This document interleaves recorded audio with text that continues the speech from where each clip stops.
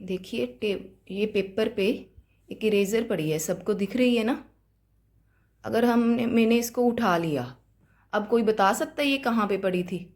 चलो ये तो छोटी चीज़ है, आप आइडिया लगा लोगे कि कहाँ पड़ी थी, एग्जैक्ट बता सकते हो।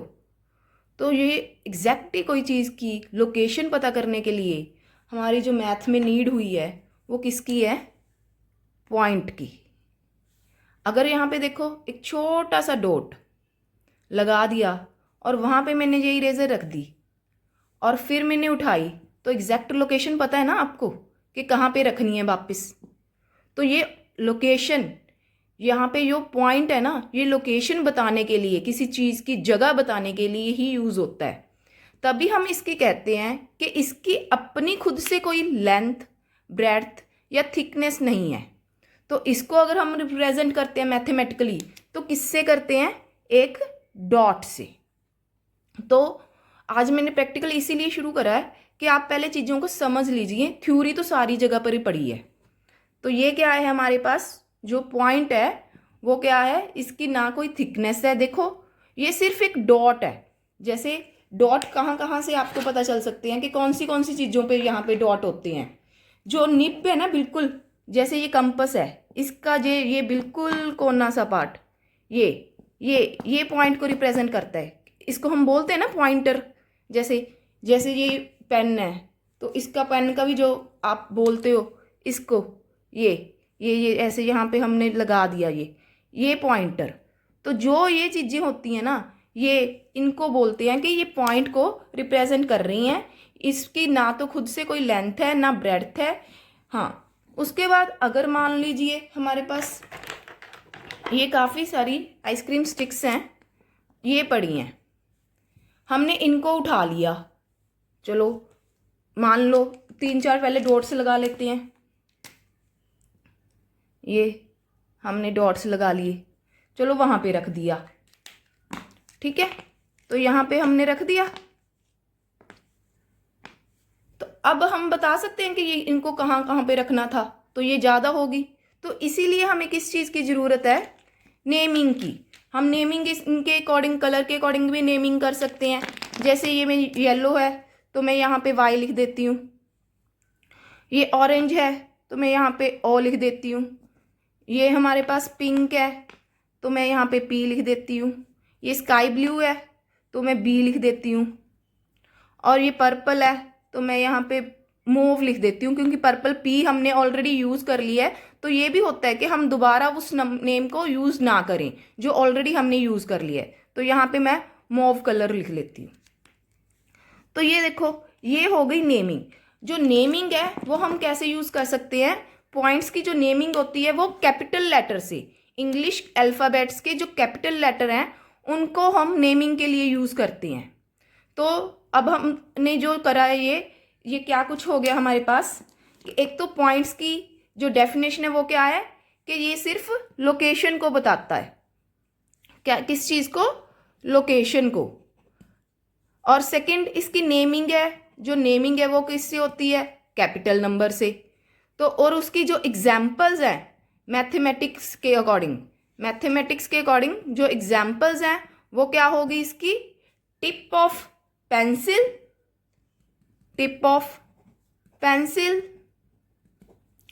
कंपास। ये जो मैथमेटिकल टूल है ना, ये कंपास की, इसकी टिप, इसकी भी आप टिप ही लिखो, इसकी टिप। जो पेंसिल है, ये पेंसिल है, इसका पॉइंटर जैसे ये वाला। और हमारे पास ये पेन है, इसका पॉइंटर। ये सारी क्या है? पॉइंट को रिप्रेजेंट करती हैं। नीडल के एंड को भी बोल सकते हैं, पॉइंटेड एंड ऑफ नीडल। जो सुई होती है ना, आपके मम्मा यूज़ करते होंगे धागे में डाल के, आपकी कोई शर्ट वगैरह सिलनी होती है तो उसका जो पॉइंटेड एंड ऑफ नीडल। तो ये सारे इनको रिप्रेजेंट कैसे करते हैं? जो नेमिंग है वो कैपिटल लेटर से। उसके बाद हमारे पास ये नोट्स मैंने अच्छे से लिखे हुए हैं, वो भी मैं आपको पोस्ट में सेंड कर दूंगी, वो आप वहाँ पे से देख सकते हैं। उसके बाद हमारे पास है लाइन सेगमेंट। लाइन सेगमेंट होती है एक फिक्स्ड लेंथ, आपको ये पेन दिख रहा है ना, ये पेन पड़ा हुआ है, ये पेन पड़ा हुआ है, या फिर आपको ये पास ये रूलर है, मैंने ये रखा,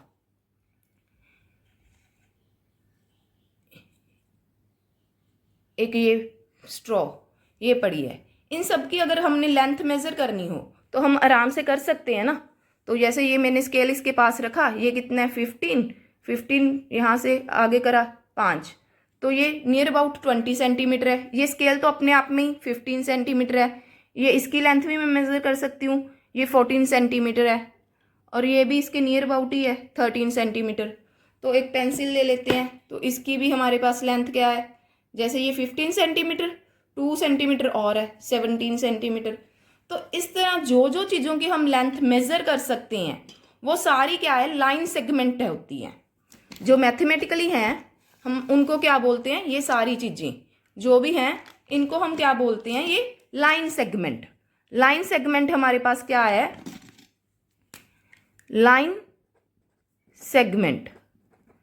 जो लाइन सेगमेंट है वो हमारे पास क्या हो गया, fixed length, part of line. ये पहले आपको मैं एक लाइन अभी समझाया नहीं है, पर उसका एक पार्ट होती है, जो मैं पार्ट है मैं वो बताती हूँ कैसे। अगर हम मैथमेटिकली इसको, जैसे एक ये बहुत बड़ी लाइन जा रही है जो पेपर पे ड्रॉ भी नहीं हो सकती, मान लो मैंने इतनी बड़ी कोई लाइन बनानी थी, आपकी वीडियो पे भी ये पूरी नहीं आएगी क्योंकि ये एंडलेस है, ठीक है। पर अगर मैं इसका एक पार्ट ले लूँ, मैंने यहाँ से यहाँ तक ले लिया, हमने इसको मेज़र भी कर लिया, ये 0 से यहाँ पे हमने रखा, ये 7 सेंटीमीटर है, तो मैं इसको दोबारा भी बना सकती हूँ। ये क्योंकि हमारे पास ये फिक्स्ड लेंथ है तो ये पार्ट कहीं पे भी पड़ा है, तो हमारा तो ये 7 सेंटीमीटर ही है। तो ये जो है ये लाइन सेगमेंट है। ये पूरी बड़ी लाइन थी जो पेपर पे ड्रॉ भी नहीं हो सकती, इसका ये एक पार्ट है, ये पार्ट ऑफ लाइन भी बोलते हैं। इसके 2 एंड पॉइंट्स हैं, जो एंड पॉइंट्स हैं वो कौन से हैं, ये एक रहा, ये रहा दूसरा इसका, ये हैं एंड पॉइंट्स। अब इसको हम तभी बोल सकते हैं, लाइन सेगमेंट क्या है, shortest distance between 2 points. Line segment is shortest distance between 2 points, 2 points के बीच का शॉर्टेस्ट डिस्टेंस। अब इस एंडलेस लाइन के बारे में बात कर लेते हैं। ये देखो ये कितनी दूर जा रही है। ये जो चीज़ें आपको ऐसे ना लगे कि आप पेपर पे ड्रॉ नहीं कर सकते, देखो हम फाइनाइट वर्ड में रहते हैं, तो जैसे एक बार हमारी आपकी बुक्स में वैसे तो एग्जांपल्स उनकी भी दे रखी हैं कि जो रेलवे ट्रैक है, जैसे आपके एक जहाँ पे सड़क में बना के, तो आपको थोड़ा सा आइडिया देती हूँ कि जैसे ये देखो ये एक आपके पास सड़क बनी हुई है, ये वाली, ठीक है। आप ये लाइंस देखते होगे ना सड़क पे जब जा रहे हो, तो जब भी आपको अगर नेट पे आपको एग्जाम्पल ढूंढोगे या कहीं पे भी आप ढूंढोगे ना, तो ये एग्जाम्पल्स बनी हुई हैं कि ये वाली रेलवे ट्रैक की लाइंस हैं, ये लाइंस हैं। पर अगर हम देखने जाएं तो कहीं तो ये एंड हो जाती है ना, पर हम अंडरस्टैंडिंग के लिए क्या कहेंगे, अगर आप एक पोजीशन पे खड़े होके देखते हो तो ये भी देखो कितनी दूर जा रही है और ये भी कहीं पे जा रही है, तो वो आपको उस टाइम पे नहीं दिखती, जैसे ये आपके इस पेपर पे नहीं आ रही। तो जो एंडलेस लेंथ होती है, रोड मार्किंग्स होती हैं, जहाँ से खड़े आप देखते हो, हम उनको बोल देते हैं कि ये वो लाइन है, एंडलेस है, कि वो पता ही नहीं चलता कहाँ ख़त्म हो रही है, क्योंकि आप उस पोजीशन पे खड़े हो, वहाँ से आपको नहीं पता चल रहा कि वो कहाँ पे ख़त्म हो रही है। तो जो हम फाइनाइट वर्ड में रहते हैं, तो यहाँ पे तो इनफाइनाइट कुछ भी नहीं है, हम अगर मानने जाएं तो मिल ही जाएगी। पर अगर मैथमेटिकली देखें कि जो चीज़ आपको एक प्लेन पे खड़े होके आपको पता नहीं चलता कि कहाँ ख़त्म हो रही है, एंडलेस है, तो इधर भी आपको पता नहीं चल रहा, तो हम उसके लिए क्या यूज़ कर लेते हैं, एरोज। तो अगर मैं यहाँ पे एक लाइन लगाऊं, क्योंकि हमें ऐसे पेपर पे रिप्रेजेंट तो करना है ना कि किस चीज़ को बोल रहे हैं। अगर हम एंडलेस बोल रहे हैं तो हम ड्रॉ तो कर ही नहीं सकते। तो ये ए बी, ये देखो इतना का पार्ट तो क्या था, ये हमारे पास लाइन सेगमेंट। पर जब आपने इसके दोनों तरफ एरो लगा दिए, एरो का मतलब क्या हो जाएगा कि ये इस तरफ भी कितना मर्जी मूव हो सकती है, ये इस तरफ भी कितना मर्जी मूव हो सकती है।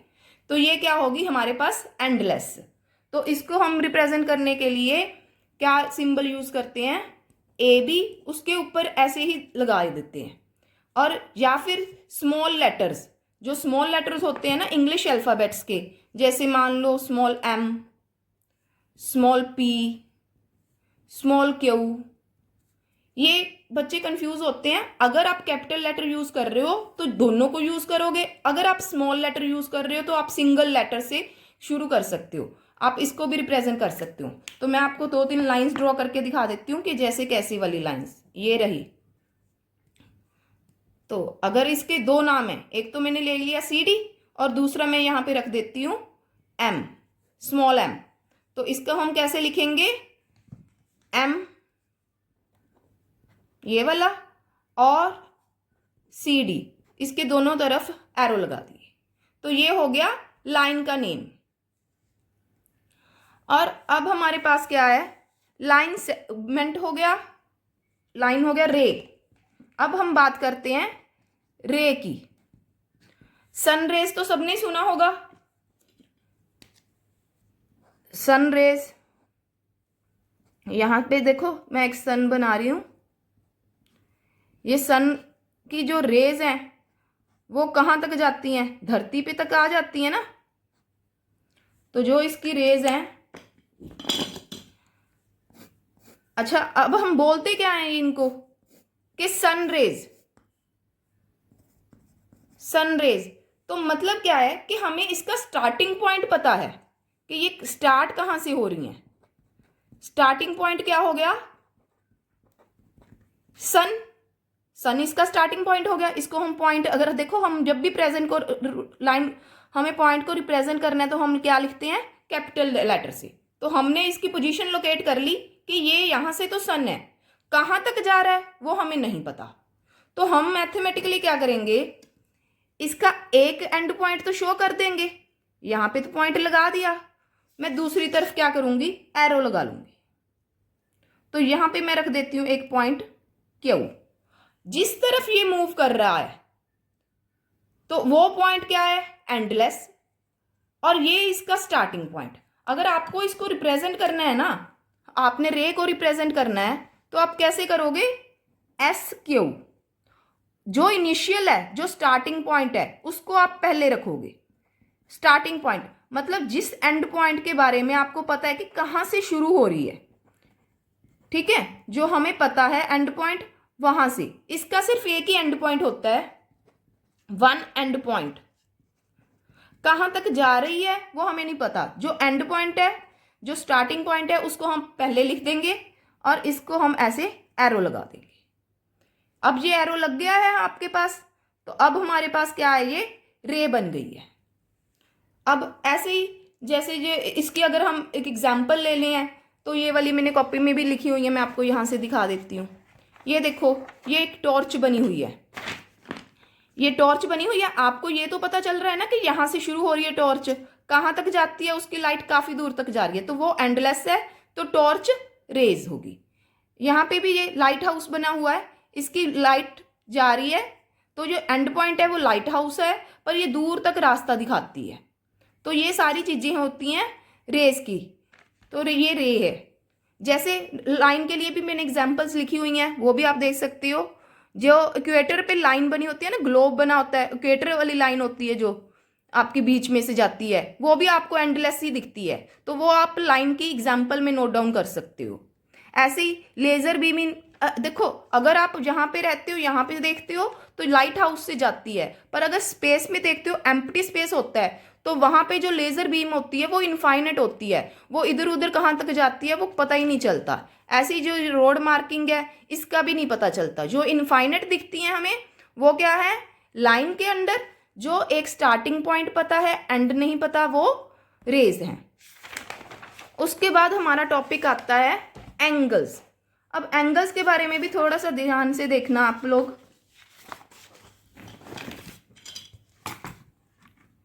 अब ये देखो एंगल, अगर मैंने ये एक स्टिक ली और ये रख दी यहाँ पे, ठीक है, इसका मैंने एक फिक्स्ड पॉइंट कर लिया कि यहाँ पे ये ऐसे, ये एक मिनट, इसको दोनों को अगर हमने एक एंड पॉइंट पे पकड़ लिया ये, तो आपने इन दोनों का डिस्टेंस बताना है कि इनका आपस में क्या है। अब आप बता सकते हो, कैसे बता सकते हो, यहाँ पे तो बिल्कुल कम है और यहाँ पे देखो ज़्यादा है। तो ऐसी चीज़ें जो हमने, उसका एक एंड तो सेम ही रखना है, ठीक है, तो पर दूसरी हमें कहाँ तक जाती है उसका कुछ नहीं पता। तो ऐसी चीज़ों के लिए हमें क्या है, रोटेशन का यूज़ करना होता है कि ये देखो ये रोटेट कर रही है, ये चीज़ ऐसे रोटेट कर रही है। जब भी आपको रोटेशन के बारे में पता करना होता है तो एंगल हमारी किस चीज़ में जरूरत हेल्प करता है, रोटेशन में। रोटेशन जो मेन चीज़ है वो इसकी क्या है, रोटेशन। और रोटेशन को हम मैथमेटिकली, अगर जैसे ये देखो इसका एक एंड पॉइंट तो है, दूसरा नहीं पता चल रहा ना कहाँ जा रहा है, तो ऐसे ही हम मैथमेटिकली इसको बना लेते हैं। जैसे मैंने आपको दिखाया वैसे ही मैथमेटिकली बना लेते हैं। देखो इसके दो रेज को मिला के, दो रेज ही होगी ना जब हमारे पास एंड पॉइंट तो एक है ही है, दोनों का एंड पॉइंट सेम था। मान लो इसको मैं बी लिख लेती हूँ और यहाँ पे ए और यहाँ पे सी। तो ये दो रेज कौन सी है, जिनको हमें मिला के एंगल बना, ये जिन दोनों को मिला के, वो पहले आर्म्स होगी इसकी, मतलब इन दोनों से ही बना। ये आर्म्स को हम क्या लिखेंगे, जो पहली रे है देखो स्टार्टिंग पॉइंट कहाँ से स्टार्टिंग है, बी से, तो बी ए। दूसरा क्या है, बी सी। तो जो जिस पॉइंट से स्टार्टिंग करी इसकी वो क्या हो गया, वर्टेक्स। ये कॉर्नर वाला पॉइंट, यहां से इसकी हमने स्टार्टिंग करी है, ये क्या हो गया, बी, वर्टेक्स। अगर हम इसका नेम लिखेंगे, अब नेमिंग के बारे में ध्यान से सुनना। नेमिंग क्या है, इसकी आप तीन तरीके से कर सकते हो, क्योंकि अभी ये सिर्फ एक ही है। ये रोटेशन, ये हम बताते हैं, ये डिस्टेंस कि ये कितने पे रोटेट कर रही है। अब बच्चे पता क्या करते हैं कि यहाँ से मेजर करके एरो लगाया है तो ये छोटा है, अगर यहाँ से मैंने लगा दिया तो ये बड़ा है। ये सेम ही एंगल जा रहा है। इसको आप अभी हम प्रोटेक्टर की मदद से अब जब मेजर करेंगे तब भी आप देखना ये सेम ही है।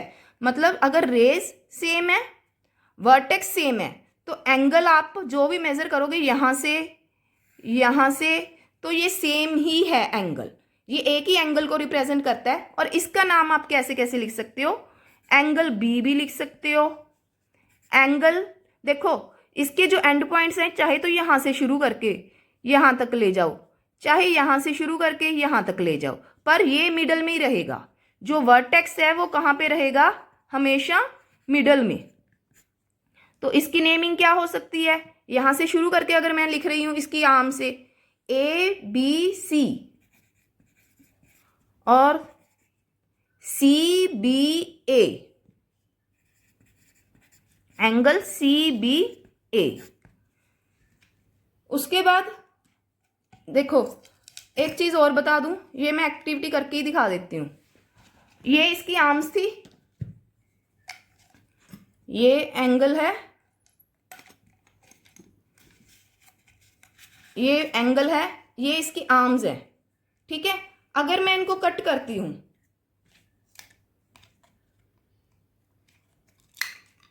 ये मैंने कट कर दी, तो आपको क्या लगता है एंगल छोटा हो गया?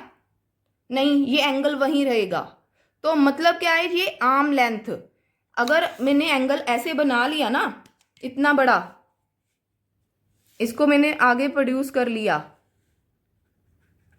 तो इसका एंगल की मेजरमेंट में कोई फर्क नहीं पड़ेगा, तो ये सेम ही रहेगा।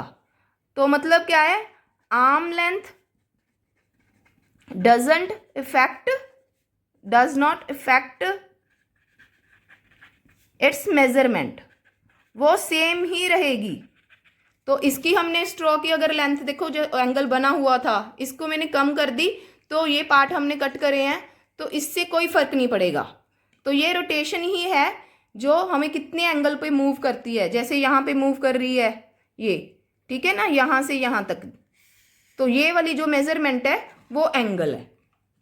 इसको मेजर हम किससे करते हैं? मैथमेटिकली जो करते हैं हम, जैसे ये 90, इसके ऊपर में डिग्री, ये छोटा सा सिंबल है जो हम उससे रिप्रेजेंट करते हैं। ये वाला जो छोटा सा सिंबल, इसको बोलते हैं डिग्री। और इसको हमने नेमिंग करनी होती है, वो भी हमने लिख लिया, वर्टेक्स भी लिख लिया, आर्म्स भी लिख लिया। इसका इंस्ट्रूमेंट वो भी मैं आपको दिखा देती हूँ कि किससे हम मेजरमेंट करते हैं। तो इसकी मेजरमेंट इस प्रोटेक्टर से करते हैं। तो इसका जो टूल है वो क्या है? प्रोटेक्टर। हम इसको, इसकी शेप डी जैसी है तो हम इसको डी भी बोल देते हैं। प्रोटेक्टर जो मेजरिंग टूल है, ये क्या है? मेजरिंग टूल फॉर एंगल्स, जो एंगल्स की मेजरमेंट करने के लिए टूल यूज होता है। और इसके लिए भी मैं आपको दिखा देती हूँ कि ये हमें एग्जाम्पल के तौर पे कहाँ कहाँ दिखते हैं। तो ये देखो, ये मैंने छोटा सा रूम का एक व्यू बनाया है। तो इसके जो कॉर्नर हैं, यहाँ पे देखो, ये वाली लाइन यहाँ से जा रही है और ये लाइन यहाँ पे जा रही है। तो ये वाला क्या है? एंगल। यहाँ पे कॉर्नर्स पे एंगल दिख रहे हैं। आपका जो वॉल क्लॉक होता है, जैसे ये घड़ी पे 3 बज रहे हैं, तो यहाँ पे ये दोनों इसकी हैंड्स हैं, ठीक है।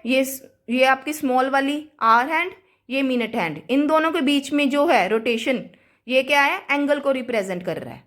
और ये पिज्ज़ा स्लाइस है यहाँ पे, ये वाली, तो यहाँ पे भी एक रे है, ये भी रे हो गया। ये इसका वर्टेक्स, ये भी एंगल को रिप्रेजेंट कर रही है। ये सीजर तो हमारे पास थी भी यहाँ पे, तो उसके भी बीच में जो साइड्स हैं, ये देखो, ये इसका जो ये है, ये भी एंगल को रिप्रेजेंट कर रही है। ये देखो, जिसका भी एंड पॉइंट सेम है और दूसरा एंड ऐसे मूव कर रहा है, तो ये रोटेशन को हम क्या बोलते हैं? कि ये एंगल को रिप्रेजेंट कर रही है। और आगे वाली जो पार्ट 2 वीडियो है, उसमें मैं आपको एंगल की मेजरमेंट और एंगल को जो टाइप्स हैं कि कौन सी तरह के एंगल्स होते हैं, वो मैं आपको दिखाऊंगी। तो आप पार्ट 2 जरूर देखना। Thank you students.